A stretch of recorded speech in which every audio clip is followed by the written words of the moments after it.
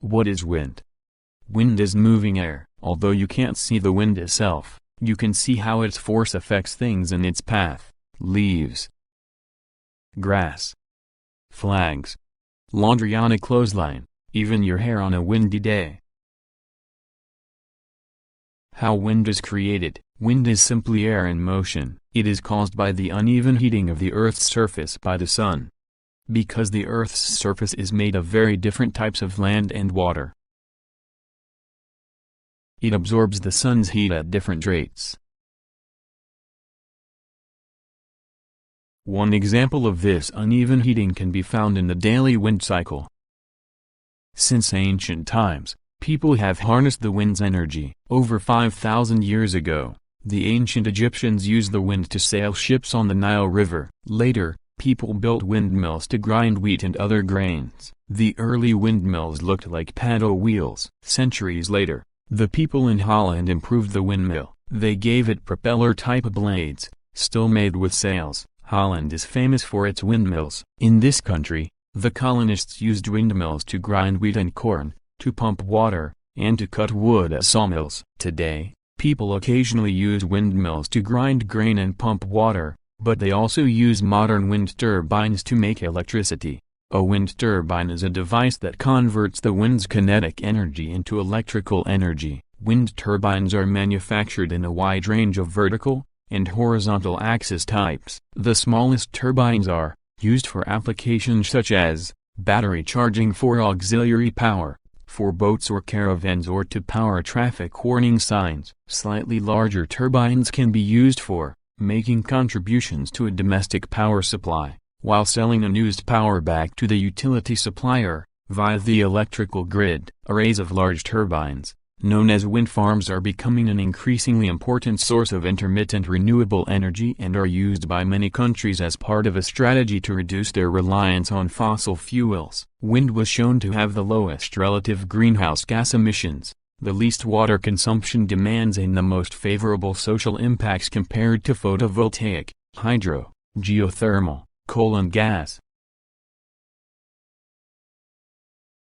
Let's see the main parts of the wind turbine. Blades, lifts and rotates when wind is blown over them, causing the rotor to spin. Rotor, blades and hub together form the rotor. Tower, made from tubular steel, concrete, or steel lattice, supports the structure of the turbine. Because wind speed increases with height, taller towers enable turbines to capture more energy and generate more electricity.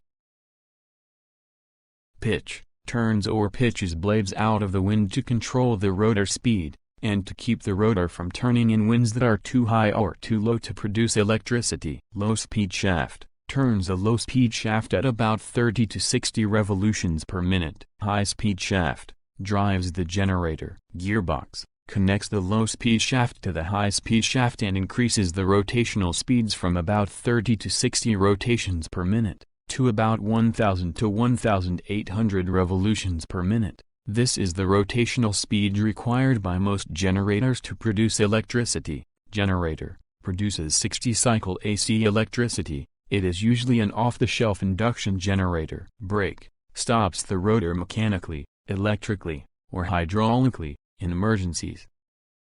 Anemometer, measures the wind speed and transmits wind speed data to the controller. Controller, starts up the machine at wind speeds of about 8 to 16 miles per hour and shuts off the machine at about 55 miles per hour. Turbines do not operate at wind speeds above about 55 miles per hour because they may be damaged by the high winds. Wind vane, measures wind direction and communicates with the yaw drive to orient the turbine properly with respect to the wind. Yaw drive, orients upwind turbines to keep them facing the wind when the direction changes. Downwind turbines don't require a yaw drive because the wind manually blows the rotor away from it. Yaw motor, powers the yaw drive.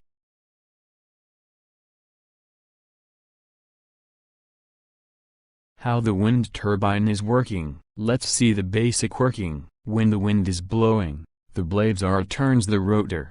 The rotor is connected to the generator. While rotates the rotor, generator produces the electricity. Let's get deep into the functioning of each parts and how the wind energy turns into electrical energy. First we will see the wind blades, the blades having the wing profile like the airplanes. The shape of the blade what makes the wind turbines to rotate, but only if the angle of attack is right. By pitching the blade into the wind, the blade generates lift. The direction of the airflow is the combination of the wind and the airflow caused by the rotation of the rotor near the blade root. The radial velocity of the blade is low, but on the tip of the blade the radial velocity of the turbine is as high as 80 meters per second. This is why the tip of the blade twisted into the direction of the airflow. It ensures the right angle of attack, to harvest as much energy from the wind as possible.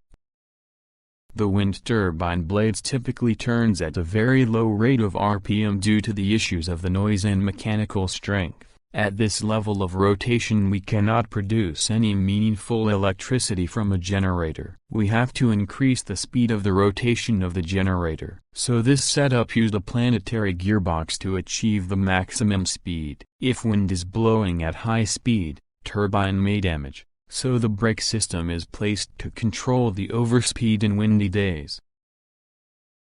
Electricity produced from the generator passed through a cable towards the bottom of the tower where the step-up transformer is situated. The wind turbine should face toward the wind for maximum power generation, but wind can change its direction at any time. Anemometer and wind vane is located on top of the nacelle. It measures the wind speed and direction. If any changes in the wind direction it sends to the controller. The control system controls the yawing mechanism to rotate the nacelle with the help of yaw motor, so the wind turbine can always align with the wind's direction. Velocity also changing in the blade due to the wind speed, so blade tilting mechanism is located at rotor. This is called pitch system. It tilts the blades at corresponding direction with proper alignment to ensure the velocity. To check the efficiency of the wind turbine, measure the wind speed at upstream and downstream over wind turbine. The wind speed of downstream is much smaller than the upstream. This is because the blades absorb some kinetic energy from the wind. The same amount of energy is converted as mechanical power of the wind turbine. A wind turbine absorbs 100% of the available kinetic energy, only if the downstream wind speed becomes zero. However, zero wind speed at downstream is physically impossible condition.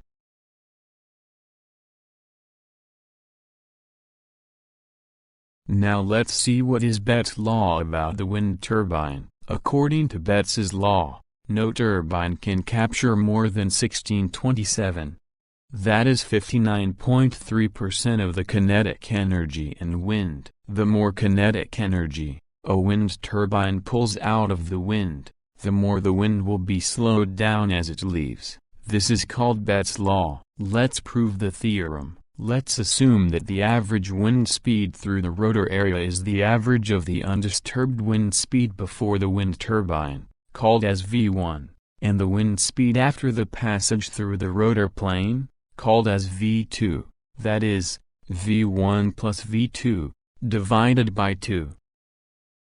The mass of the air streaming through the rotor during 1 second is equal to multiplication of the density of air swept area around rotor, the average wind speed through the rotor area. According to Newton's second law, the power extracted from the wind by the rotor is equal to the mass times the drop in the wind speed squared. Substituting m into this expression from the first equation we get the following expression for the power extracted from the wind. Now, let us compare our result with the total power and the undisturbed wind streaming through exactly the same area F, with no rotor blocking the wind. We call this power P0. The ratio between the power we extract from the wind and the power in the undisturbed wind is then P by P0 equals 1 by 2 into 1 minus V2 divided by V1 whole square into 1 plus V2 divided by V1. We may plot P divided P0 as a function of V2 divided by V1. We can see that the function reaches its maximum for V2 divided by V1 equals 1/3. and that the maximum value for the power extracted from the wind is 0,59 or 16/27 of the total power in the wind.